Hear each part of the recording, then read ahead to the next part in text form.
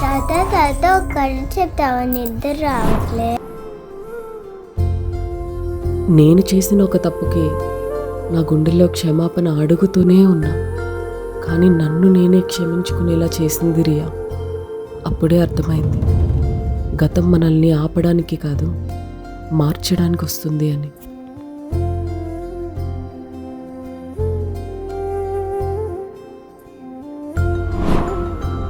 తాత రియా ఎందుకు ప్రియాని భయపట్టింది? ఎందుకంటే కొన్నిసార్లు మనం మంచి వినకపోతే భయం మాత్రమే వినిపిస్తుంది. తాత ప్రియా నిజంగా మంచిదా తాత? మరి రియా?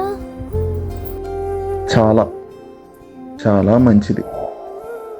చనిపోయిందిగా, ఈజీగా క్షమించగలదు. కానీ నేను బతికే ఉన్నాగా, నిజాన్ని మోయాలి.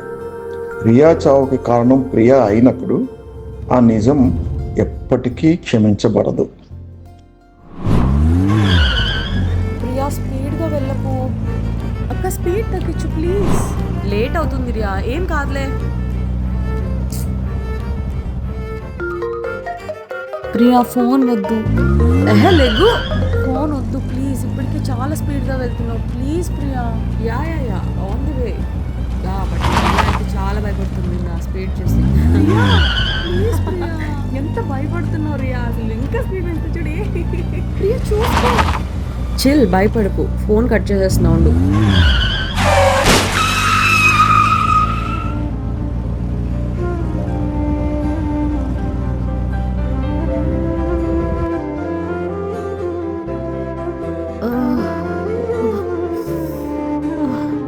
రియా, ఇంకెప్పుడు స్పీడ్గా వెళ్ళను. లే రియా.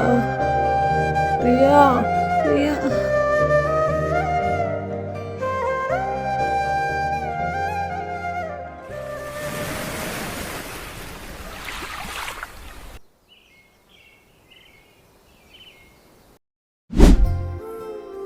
ఆద్యా, దా నా బంగారం. అవునా, థ్యాంక్స్ లక్ష్మి వచ్చినందుకు. కాల్ చేయగానే. ఊరుకోండమ్మా, ఎందుకు రా? సారీ లక్ష్మి. రమణ, ఒక్క నిమిషం. రమణ, వాటర్ తీసుకో. Thank you madam.